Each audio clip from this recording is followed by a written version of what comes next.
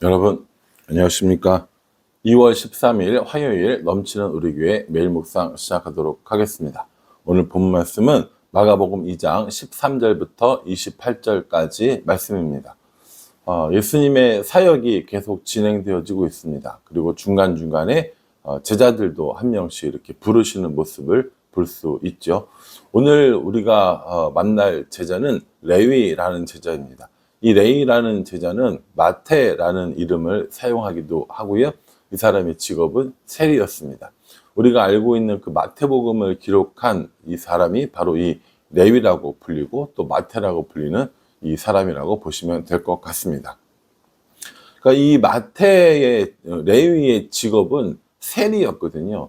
여러분 그 당시 이 정치적인 상황을 보면 로마의 식민 지배를 받고 있는 상황이었거든요. 근데 세리는 뭐 하는 사람입니까? 세금을 걷는 사람이잖아요. 그러니까 이 유대인들에게 이 세리들은 아주 나쁜 사람들이었던 겁니다. 나라를 팔아먹은 매국노 이런 이미지였던 것이죠. 실제로 이 레위와 같은 그러니까 이 세리 직업을 가진 사람들이 로마에 일정한 세금을 보내고 나머지는 자기가 착복하는 이런 일들이 굉장히 많았다고 합니다.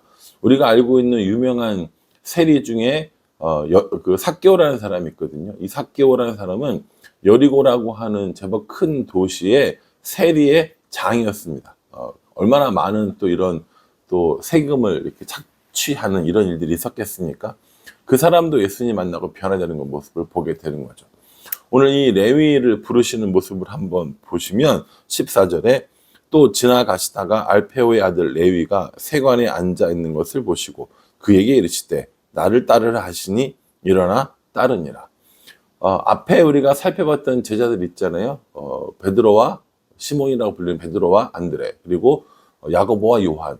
이 사람들의 직업은 어부였거든요. 그러니까 보통 일반인들이 누구나 다 가지는 직업이었고 그 당시는요. 그리고 뭐 별 문제가 없었어요. 근데 이 세리는 다르다는 거죠. 세리는 매국노라고 불릴 만큼 아주 사람들에게 인정받지 못하고 죄인으로 취급받았기 때문입니다. 그래서 이것을 본 바리새인들이 서기관들이 이 세리를 이렇게 제자로 부르시는 모습을 보고 화를 내고 또 왜 그러냐고 물어보는 장면이 있습니다. 16절에요. 바리새인의 서기관들이 예수께서 죄인 및 세리들과 함께 잡수시는 것을 보고 그의 제자들에게 이르되 어찌하여 세리 및 죄인들과 함께 먹는가? 라고 물어봅니다. 예수님이 함께 다니던 사람들이 주로 누구냐면 세리 그리고 죄 지은 죄인들 이런 거죠. 그러니까 어떤 실질적인 죄를 지은 사람이라기보다 사회적으로 사람들에게 지탄받는 그런 대상들이었다는 것이죠. 여기에는 이제 창기들도 포함되어 있었고요. 또 세리들도 있었고 뿐만 아니라 사회에서 소외받는 많은 이런 병자들 뭐 이런 사람들까지 다 포함되어 있으니까 그 당시 종교 지도자였던 바리새인의 서기관 그러니까 다시 말해서 바리새인이기도 하고 서기관이기도 하고 혹은 바리새인의 이런 수하에 있는 서기관이기도 하고 어쨌든 간에 종교 지도자들의 눈에는 못마땅하게 보였던 것이죠. 이 바리새인과 서기관은요. 그 당시 사람들에게 존경받는 직업을 가지고 있던 사람입니다. 지도층 인사였다라는 거죠. 근데 이 사람들 눈에는 이 레위와 같이 세인들, 세리들 그리고 죄인들과 같이 식사를 하고 같이 다니는 모습이 못마땅했다라는 겁니다. 이때까지만 해도 분위기가 어떠냐면 이 바리새인들과 서기관이 예수님을 주목하면서 보는 정도의 수준이었습니다. 말씀이 괜찮네. 능력도 아주 탁월하네. 이 정도였던 것이죠. 적대적인 감정이라기보다는 새로운 인물의 출현에 주목하는 정도. 그런데 오늘 이 사건 세리와 죄인들과 함께 식사하시고 이제 그 다음에 바로 나오는 이 금식과 안식일의 논쟁을 거치면서 바리새인들과 서기관들 그 당시에 종교 지도자들의 눈밖에 나기 시작하게 되는 겁니다. 예수님께서 이렇게 서기관들이 왜 세리와 죄인들과 함께 먹느냐라고 하는 질문에 예수님께서 뭐라고 답하는지 보십시오. 17절에요. 예수께서 들으시고 그들에게 이르시되 건강한 자에게는 의사가 쓸데없고 병든 자에게라야 쓸데있느니라. 나는 의인을 부르러 온 것이 아니요 죄인을 부르러 왔노라 하시니라. 여러분, 저는 이 예수님의 말씀이 정말 중요한 말씀이라고 생각합니다. 건강한 사람이 병원에 갑니까? 아니죠. 건강한 사람은 병원에 안 갑니다. 누가 병원에 갑니까? 아픈 사람들이 갑니다. 그런 것처럼 건강한 사람에게 의원이 필요 없듯이 병든 자에게 의원이 필요 있듯이 자기 스스로 의롭다고 죄가 없다고 하는 사람에게는 예수님이 필요 없습니다. 왜냐하면 예수님은 죄인을 구원하러 오신 분이기 때문이죠. 그러나 자기 스스로 죄인임을 고백하는 사람들에게는 예수님이 꼭 필요합니다. 왜냐하면 예수님은 죄인을 구원하러 오셨기 때문인 것이죠.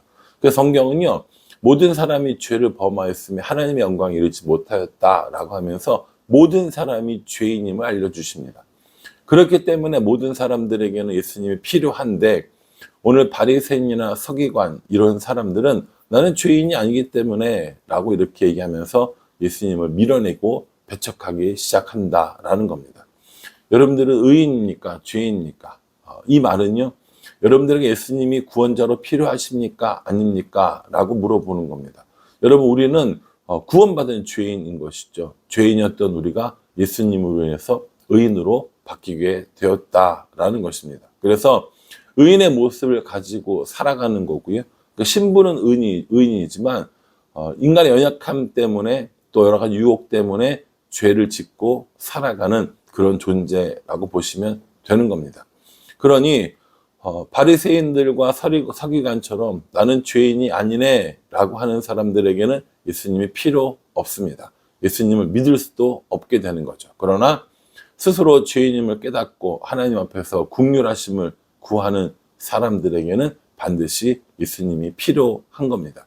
예수님을 통해서 우리의 죄가 용서받고 사라질 수 있기 때문인 거죠. 여러분들은 어떻게 여러분 자신을 보십니까? 여러분들 의인이십니까? 여기서 말하는 의인은 예수님이 필요 없는 의인을 말하는 겁니다. 여러분들은 죄인이십니까? 여전히 예수님이 필요하고 예수님을 따라가야 하는 사람이십니까? 예, 우리는요, 죄인을 부르러 오신 예수님 앞에 응답해야 하는 사람들입니다. 바리새인들과 서기관들은 이것에 대해서 반대했고 아니라고 하면서 자신들을 의롭게 여기는 모습을 보게 되는 것이죠. 이 이야기는 이제 내내 나올 거니까 그때 또 살펴보도록 하겠습니다. 18절부터 나오는 것은요, 그 금식에 관한 논쟁입니다. 이 바리새인들은요, 적어도 일주일에 2번씩 금식을 하며 그렇게 살았습니다. 자신의 의로움을 보이기 위해서인 거죠. 그런데 예수님의 제자들이 금식하지 않는 것을 보고 그들을 탓합니다. 야, 너네들은 왜 금식 안 해? 이렇게 얘기했을 때 예수님께서 지금은 신랑과 같이 있는 시기이기 때문에 금식할 때가 아니야 라고 얘기합니다. 예수님이 오셨어요. 예수님 우리는 신랑이라고 부르고 우리는 신부라고 보통 이야기를 하거든요. 이제 비유적으로. 그렇게 하기 때문에 예수님이 함께 오셔서 있는 이 시간 동안에는 금식할 필요가 없어 라고 얘기하는 거죠. 그런데요, 20절에 그러나 신랑을 빼앗길 날이 이르르니 그날에는 금식할 것이니라. 지금은 아니라는 거예요. 지금은 예수님이 오셔서 새로운 시대를 살고 있고 이제 예수님께서 다시 죽으시고 십자가에 죽으시고 부활하시는 그때에는 금식할 때가 다시 올 거다라고 말씀하시면서 유명한 말씀을 해 주시죠. 새 술은 새 부대에 라고 얘기합니다. 여러분, 그 포도주를 발효시키고 이렇게 할 때 부대에 이렇게 넣어 두거든요. 그런데 그 새 포도주가 발효가 되면 팽창이 되고 헌 부대에 넣으면 그 부대가 터진다고 합니다. 그래서 새로운 포도주는 반드시 새로운 부대에 그 부대에 넣어야 팽창이 돼도 늘어나서 유지가 된다는 것이죠. 예수님께서 지금은 너희가 살아왔던 그런 시대가 아니라 나와 함께하는 새로운 시대가 되었다. 그러니 새로운 법을 따라라 라고 우리에게 말씀해 주시는 거죠. 여러분, 우리는 이전 시대에 살던 사람들이 아니라는 거예요. 어떤 시대입니까? 죄가 있을 때 구원자가 없는 시기가 아니라 이제 우리의 죄를 해결하기 위해서, 우리의 죄를 용서하기 위해서 오신 예수님과 함께하는 시기라는 거죠. 그래서 지금은 금식할 때가 아니라는 거예요. 그러니까 바리새인들아, 서기관들아, 너희들 옛날 관습 그대로 가지고 살려고 하지 말고 이제 나 구원자가 왔으니 새로운 방법, 새로운 삶을 살아라 라고 우리에게 말씀해 주시는 겁니다. 이거는요, 우리도 똑같습니다.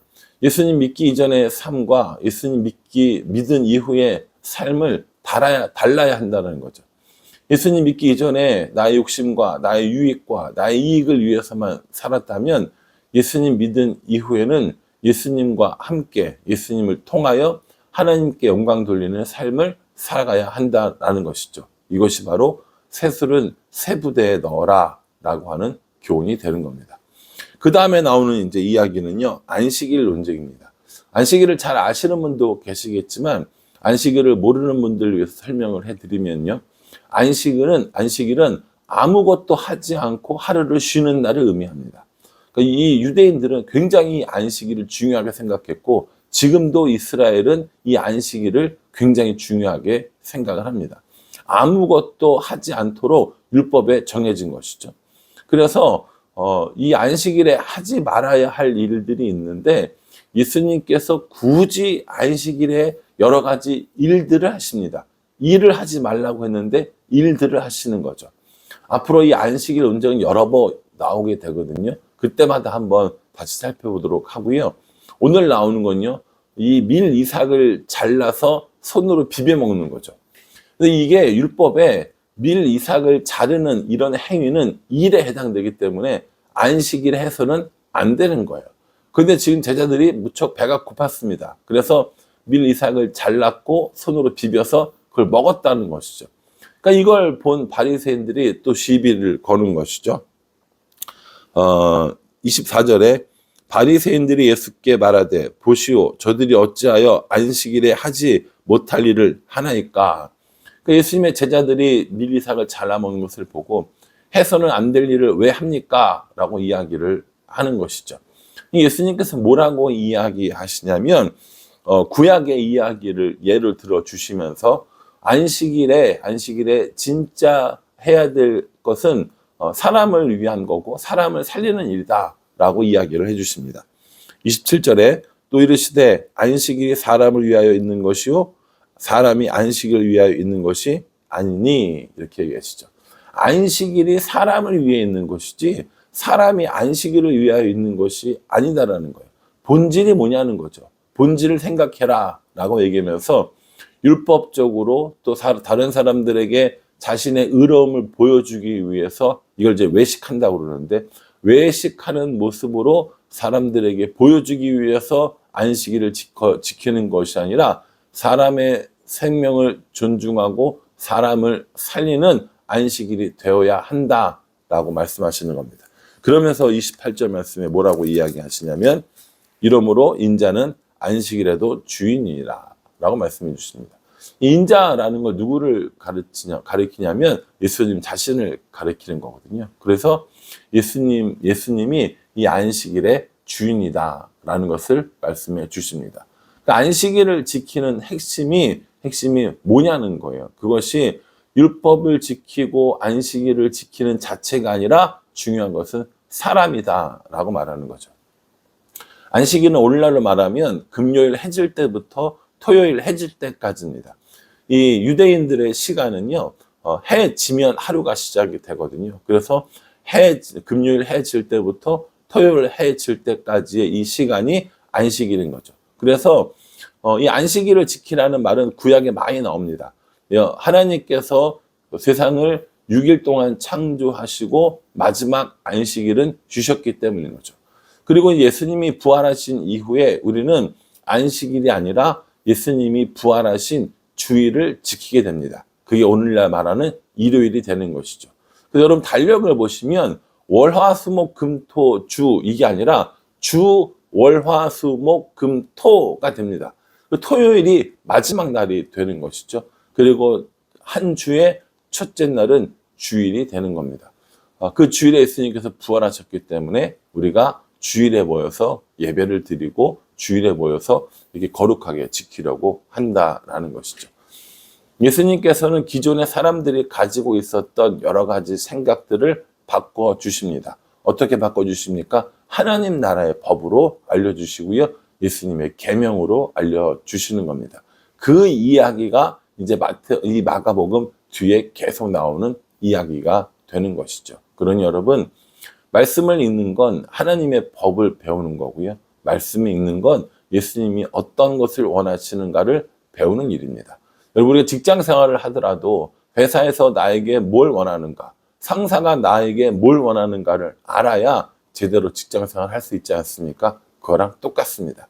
하나님께서 우리에게 어떻게 살라고 하시는지, 예수님을 통해서 우리에게 어떠한 말씀을 주시는지를 알아야 진짜 제대로 하나님을 믿고 신앙생활을 할 수 있다는 겁니다. 그러니 말씀을 읽는 일, 기도를 하는 일, 예배를 하는 일, 그리고 큐티를 하고 묵상을 하는 일, 이 일들을 우리 모두가 다 열심히 해서 정말 하나님을 올바로 믿고 예수님의 계명들을 올바로 지키며 살아가는 우리 모두가 될 수 있기를 주님의 이름으로 축복합니다. 기도하겠습니다. 하나님, 레위를 부르시는 모습을 봅니다. 세리와 죄인들과 함께 하시는 예수님을 봅니다. 우리는 의인이 아니라 죄인을 부르러 왔다고 하시는 예수님을 따른다고 하면서 의인인 척 이렇게 살아가는 것은 아닌지 모르겠습니다. 우리 주위에 죄인들이 오면 멀리하고 싫다고 하는 것은 아닌지 모르겠습니다. 우리도 예수님처럼 의인이 아니라 죄인을 부르며 그들을 의인으로 만들기 위해 애쓰는 사람들 될 수 있도록 도와주시고 그들에게 예수님을 소개하는 사람 될 수 있도록 하나님께서 함께하여 주시옵소서. 금식 논쟁과 또 안식일 논쟁을 통하여서 예수님께서 알려주시는 계명들이 이전 것과는 다른 새로운 것임을, 본질을 따라가는 것임을 알려주십니다. 그러니 우리도 이 말씀을 읽고 묵상하면서 예수님을 따라 살겠노라고 결심하는 우리가 될 수 있도록 도와주시옵소서. 예수님의 이름으로 기도합니다. 아멘. 명절 연휴가 끝났습니다. 이제 또 각자의 일터로 돌아가셨을 텐데 열심히 부지런히 최선을 다하시고요. 즐겁고 감사한 오늘 하루가 될 수 있기를 간절한 마음으로 기도하겠습니다. 감사합니다.